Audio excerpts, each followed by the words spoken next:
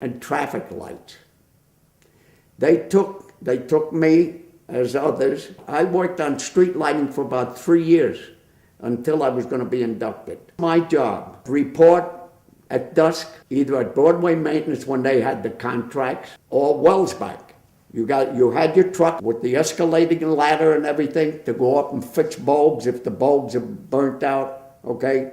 And know how to change the fuses or replace the traffic light bulbs. That was the job. You always had a partner. And you look down, you see a light that was out, went around, you replaced it. During the war, we were instructed and given the location where to throw the master switch for your district. And my district was number 2 between Lefferts Boulevard and Van Wyck Boulevard, Sunrise Highway, and Queens Boulevard, with that square. And we had a master switch. We did it twice. I never experienced anything so awesome. And we just darkened that whole district, and everybody else did the same. The shutting off of the downing of the lights in the districts of New York, in the 5 boroughs, of which I had the power to shut off my district and did, was exciting and something awesome. As the war wound down, they put us back into the neon shops because all the broken neon during the 3 or 4 years of the war, and you weren't allowed to light those outside signs. They put us, glass blowers, back on the bench repairing neon. I went back to Broadway Maintenance. I had the fire in my belly that I wanted to do something. Alfred and I had a pact. Let's go into business together. And can you imagine the hardware business? I think we picked the hardware business because I always considered myself a detailed person, that I can see things compartmentalized and so. But no, here I am, a journeyman glass blower. What am I going to do, go in the hardware business? No, my 2 brothers are coming out of the Army. I'm a union man. I'm going to go into the neon business. We used to have lunch. At 12 o'clock, the neon glass blowers, the repairmen that were there, and the artist, designer for Broadway Maintenance. And this gentleman's name was Jerry Girolamo, a Jewish gentleman. I said, you know, I'd like to go in business. I said, the war has ended now. Do you realize all the opportunities, I said, that we can muster up and build a nice neon sign business? I said, I blow glass. I'm an expert at pumping. I said, we got everything to start with right from the beginning. I said, but what I would need, I said, is somebody like yourself, Jerry. He said, you know, I was thinking about the same thing. We drew up a contract, partnership contract. We went down Steinway Street and we rented and signed a lease for a store. So Jerry Girolamo and I signed partnership contract. We signed a lease. We built the wooden benches, the partitions for the different size of tubing. I built the pumping station and bought all the fire burners, the hand burners, the transformers, everything. And I put everything together, and within a matter of a couple of weeks, I had a neon shop operation going. And we were both working for Broadway Maintenance. I did everything in building the shop. What he did was solicit and brought in 2 or 3 orders for painted signs.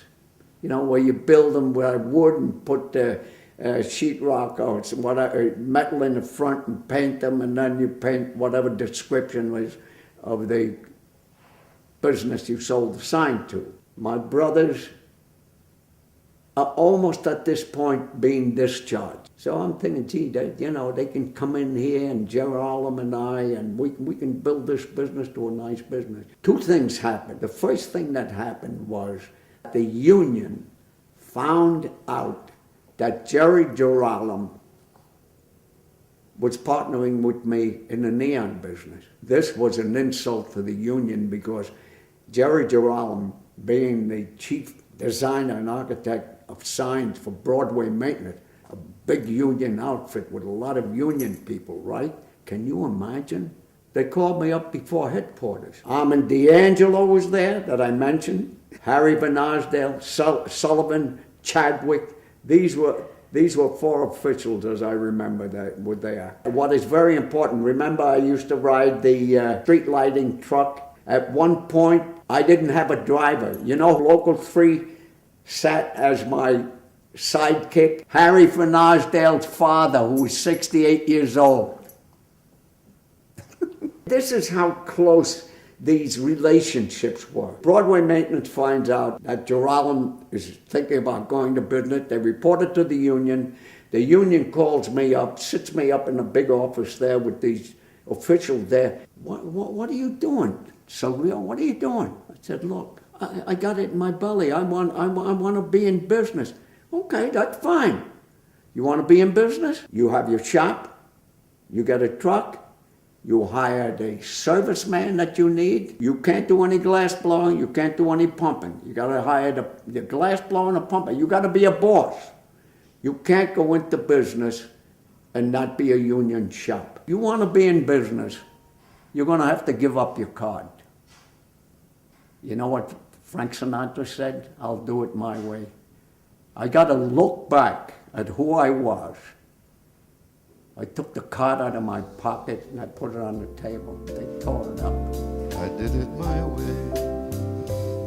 Regrets, I had a few, but then again I find out that Jerry Geralem, on those couple of, when we delivered the signs, they had given him a big deposit on the signs. He never told me about it. So it was the best thing in the world. That partnership was terminated. Very short time after this, Alfred is released from the Army. This is my brother Alfred's first day back from 5 years in the 4th Armored Division.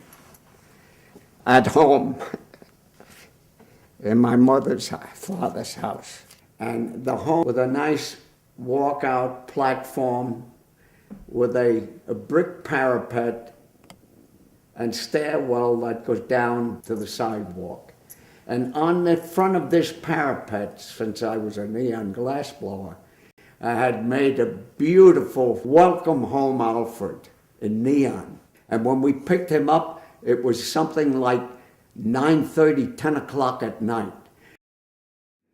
Alfred is now out of service, and he was able to step in. He said, what do you want me to do, Chip? I said, why don't you give me $350 and you are half owner of the business. What are you going to do? I said, look, we don't have any work. Remember, Alfred used to sell eggs when he was a kid? After the egg business, Alfred was maybe 16, 18 years old. Read in the newspapers, Post was looking for people to sell the Book of Knowledge. So Alfred went to the Post, he got assigned a district, and he would go out every morning and hit the different districts and come home. We'd sit at the table and he would fill out all the information of the Book of Knowledge, which was something like 20 or 30 books. I'd sit there in awe and look at him. He had made these sales. He was a good salesman. He sold eggs when he was a kid. He sold the Book of Knowledge. And I said, look, Al, the best thing you can do, I said, is go out and see if you can, the war has ended. All these drugstores and everything there, busted. I did exactly what Broadway Maintenance was doing. And we became just as successful.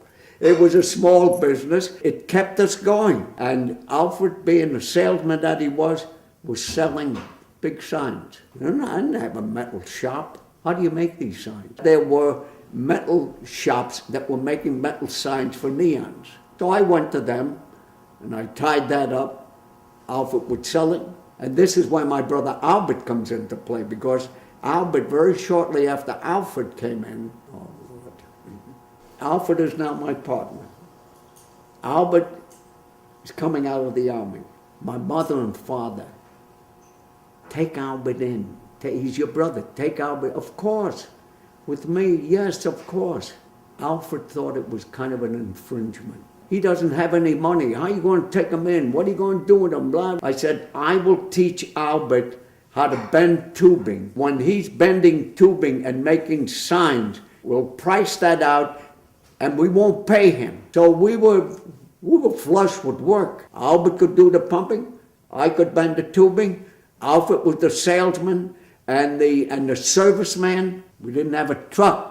From Flatbush, Alfred and Albert and I would drive in my car, put the ladder on the top of my car. Alfred go out with my car with the ladder on the top, tied in the front bumper and the back bumper, and do service calls if we had them. We went to Bayard Chevrolet, which was right down the street on Steinway Street, and we ordered a Chevrolet service truck. We had to wait 3 months for delivery. The demand was so great. We used my car at the very beginning because there's another, what a comical situation here. My wife's sister, Elizabeth, her husband, Clyde, is in the Army. He's not out yet. Elizabeth is living with us, and she sees and knows everything that's taken place with me in the business, my car, and everything. And she said to me, Chip, we have a Plymouth. It was a 2-door Plymouth. Go up to Carthage and get the Plymouth, and then you can relieve your car. Took the train. I went up to Carthage, New York. I started the vehicle up. While I'm on the highway coming back, oh man, I'm going about 60, 65 miles an hour. A motorcycle cop comes up alongside me, pull over. Oh Lord, here, give me a break. Said, let me see your license. So I show him. He said, where are you going? And briefly I gave him the story. He said, okay, take care. Don't drive so fast. We are flourishing. We're doing great. The union doesn't like it. What do? And I know the system. You take a 60-watt bulb and you cut the metal part off and you fill it with paint. And then you put tape on it. And now you have a bomb, color bomb. They knew we had the contract because when a storekeeper wanted to build a sign, he called 2 or 3 neon companies. The name of my company was Bright Light Neon. These 2 other shops invariably were union shops. That's who we were bucking at the time. The sign would go up. A day or 2 later, the guy'd call up, say, they threw paint on my sign. They did that to me several times. We were still getting jobs. They didn't like us. Then they figured, well, we gotta step up. How are we going to eradicate these cockroaches that are taking these jobs from the union? The entrance to my shop, where you walk in, you open the door, and here are your wares.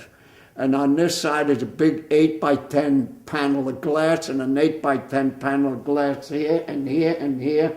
They broke the front of my windows 3 times. One time they had to go in, but they broke up my pumping station. This was local 3. And don't forget, the glass was insured, and they were getting fed up with it.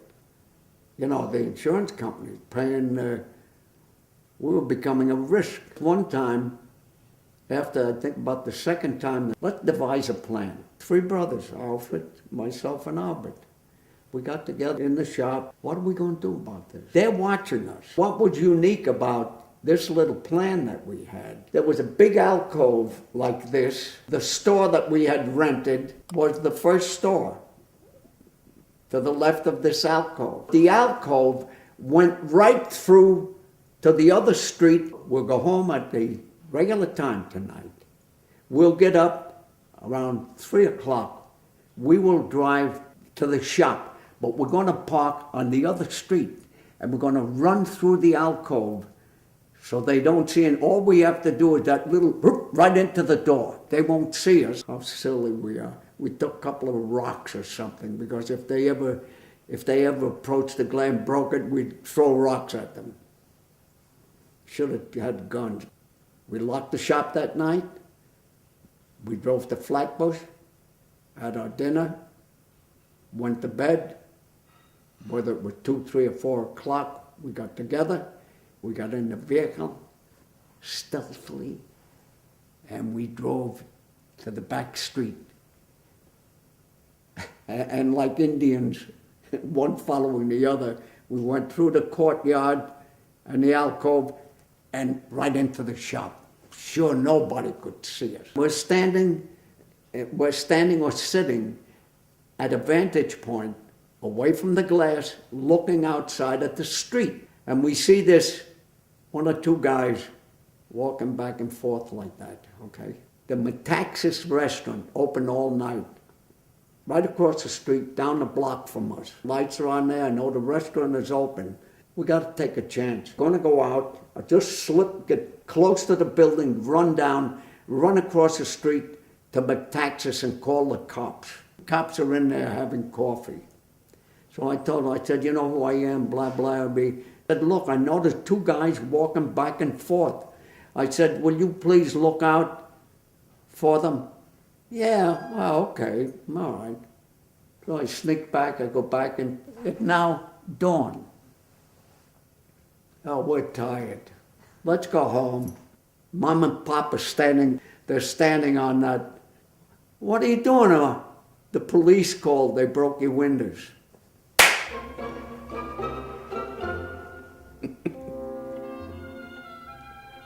Still didn't stop us. Triborough Neon was a competitor of ours. He was the same type of a shop, and it was up for sale. Joe Gadazio was his name, and his shop was on Jamaica Avenue and 122nd Street. We took the name Triborough Neon because it sounded three boroughs, better than Bright Light. And I merged Bright Light into Triborough. We bought Triborough from Joe Gadazio, and we moved from Steinway Street, which was in proximity to Local 3, and too many people, too much going on there. I thought we would be safer moving to Jamaica Avenue, 122nd Street. And we were there 2 or 3 years, and we had to move. The place was too small and too crowded for the advancement that we had made. We signed a contract in a larger quarters, a store also on Hempstead Turnpike. I had our artist paint Triborough Neon with an Indian looking east with a sign from here to Montauk. It showed that I was trying to get away from Local 3. I didn't want their business. They never broke those windows. No. We're there a couple of years, and we're doing great. I mean, we 3 brothers, we're bringing up our families and so forth. Not getting rich, believe me. We were making a nice living. We got a letter from the owner. He sends us a notice that we had to vacate. As luck would have it, our angel entered the door one day. Mike Tomasio. Mike Tomasio came in and he said, oh, I would like a neon sign made for the Knights of Columbus. Can you fellas, can you make this? We want to duplicate the emblem of the KFC. So I said, no problem. And, the Knights of Columbus was on Dutch Broadway and Elmont Road. He was Italian. I mean, I mention this because I think all these things tie in life, you know. He was an Italian gentleman, and he was a builder, a home builder. If you agree to the design we make and you're satisfied and this is the price, yeah, we'll make it. I said, but there's one proviso. He said, what is it? I said, you got to give us the order right away. It sounded like I was pushing him, and he said, why? I said, because we got a notice here, we have to vacate the premises. And you know, Neon Shop is a factory. Oh. And just like he were our father, he said, what are you boys going to do? I said, I don't know, we're looking for a spot. He said, well, you know, I'm a builder. I just bought this chicken coop farm. I'm going to build, I don't know, 15 or 20 private homes. You're welcome to the chicken coops if you can use them while you're making this interim. You know, this is a man with a dimension. He said the chicken coops has water, it has electricity, and it has gas plumbing.